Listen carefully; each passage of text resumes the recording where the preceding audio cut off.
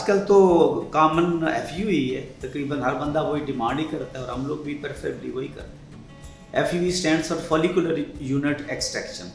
एक अलग-अलग बालों का बंच जो होता है या गुच्छा आम ज़बान में उसको कह लें, उसमें एक रूट भी हो सकती है, 2 भी, 3 भी, कभी कभी 4 भी होती हैं। तो ये सेपरेटली हम अलग-अलग निकालते हैं, इसमें कोई कट नहीं लगता, कोई स्टिचिंग नहीं होती, न बाद में स्वेलिंग, दर्द, तकलीफ, ब्लीडिंग, हर लिहाज से ये सुपीरियर और लेटेस्ट है।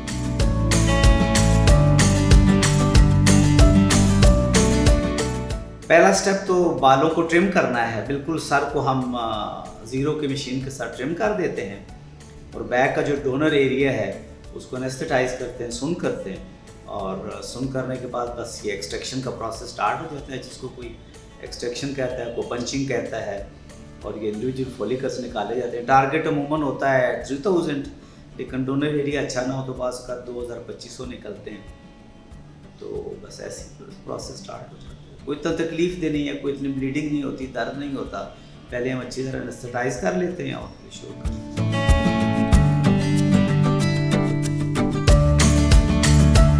एनेस्थीसिया में ज़ाइलोकेन 2% प्लेन हम लोग यूज़ करते हैं और उसमें हम एड्रेनालिन का आधा एम्प्यूल, आधा पौना 1 एम्प्यूल, वो हर सर्जन की अपनी भी चॉइस होती है, डालते हैं। एड्रेनालिन का फ़ायदा ये होता है कि ये ज़ाइलोकेन के एक्शन को भी पोटेंशिएट करता है और वहाँ पे जो ब्लड वेसल्स होती हैं वो सिकुड़ जाती हैं, जिससे प्रोसीजर करने के दौरान ब्लीडिंग ख़त्म तो नहीं होती लेकिन बहुत मिनिमाइज, नॉमिनल सी रह जाती है। तो इस ज़ाइलोकेन और एड्रेनालिन को हम तकरीबन 6 टाइम्स डिल्यूट करके पूरे का पूरा बैक का जो डोनर एरिया है सारे को हम सुन कर देते हैं, और सुन करने के बाद उससे आप रूट्स या फॉलिकल्स एक्सट्रैक्ट करते हैं। फ्रंट का भी यही प्रोसीजर है। उसमें पहले क्लीन करते हैं, वही स्क्रबिंग जिसको कहते हैं, आयोडीन के साथ, स्पिरिट के साथ। उसके बाद सुन करते हैं, सुन करने के बाद माइक्रो सर्जिकल नाइफ से हम वहाँ स्लिट्स बनाते हैं या कट्स लगाते हैं और फिर रूट्स उनमें लगा देते हैं। तो जो एरिया जहाँ से रूट्स लेते हैं उसको डोनर एरिया कहते हैं, और जो एरिया जहाँ ग्राफ्ट्स लगाए जाते हैं उसको रेसिपिएंट एरिया कहते हैं।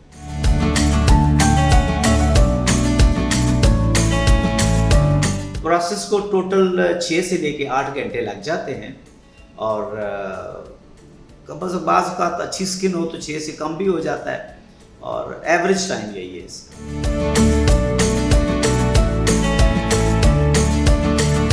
तुम जा सकते हैं, अगर पोजीशन चेंज करें, एक पोजीशन में को बाजू थक गया, कंधा थक गया या गर्दन आपकी स्टिफ हो गई तो आपको हम उठने का मौका देते हैं, चलाते हैं 100-200 कदम, उससे बॉडी की सर्कुलेशन, बॉडी के जॉइंट ज़्यादा स्टिफ नहीं होते। तो बिल्कुल फ्री लिबर्टी है इसमें, कोई ज़बरदस्ती नहीं कि हम 6 से 8 घंटे उसको पक्का पकड़ के सुलाई रखें या लिटाए रखते हैं। बड़ा फ्लेक्सिबल सारी अरेंजमेंट है। और बाथरूम जाना तो ऑफ कोर्स हो तो किसी भी टाइम 1 बार 2 बार बंदा जाना चाहे तो जा सकता है।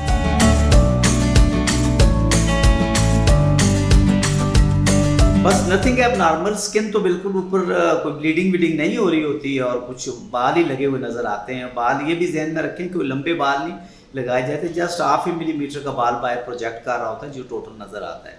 अलबत्ता बैंडेज हम जो डोनर एरिया को प्रेस करके ब्लीडिंग रोकने के लिए, ताकि उससे ब्लीड रोकने के लिए नहीं, ताकि ब्लीडिंग हो ना, उसको मिनिमाइज़ करने के लिए या प्रिवेंट करने के लिए बैंडेज कर देते हैं, जो तकरीबन 4 दिन तक। मुख्तलिफ सेंटर्स की मुख्तलिफ रूटीन है, बाद लोग तीसरे दिन भी खोल देते हैं, लेकिन हम लोग चौथे दिन यानी 96 आवर्स के बाद बुलवा के तो वो बैंडेज हटा देते हैं। और 50% केसेस में तो ज़रूरत नहीं होती, 50% केसेस में दोबारा हल्की सी बैंडेज करनी पड़ती है जो मज़ीद 2 दिन तक लगी रहती है। उसके बाद उस बैंडेज इस टेक्निक से करते हैं कि अगर बंदा ना आने की पोजीशन में हो या हमारे पिंडी इस्लामाबाद से दूर रहता हो तो खुद ही घर में वो बैंडेज उतार सकते हैं।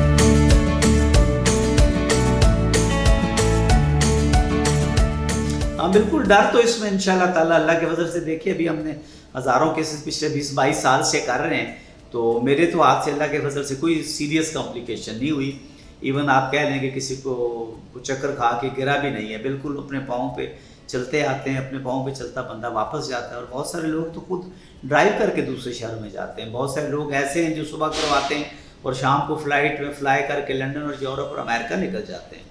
तो बिल्कुल नॉर्मल है, कोई हैवीनेस नहीं होती सर में, कोई ड्रोजीनेस, गुनूदगी नहीं होती, और sense of judgement, post operative दर्द इसमें बहुत बड़ा कम। पहले जो हम स्ट्रिप वाला मेथड करते थे, बाद में मरीजों को बहुत दर्द होता था, लेकिन इस टेक्निक में तो शाज़ो नाज़ो उस वक्त तो हर दूसरा बंदा फ़ोन करता था तो हम उसको इंजेक्शन लिख के देते थे, भाई अपने घर में लगवा लो या हमारे पास क्लिनिक वापस आ जाओ। अब तो टैबलेट की भी नौबत नहीं आती है, इतना ही अच्छा प्रोसीजर है।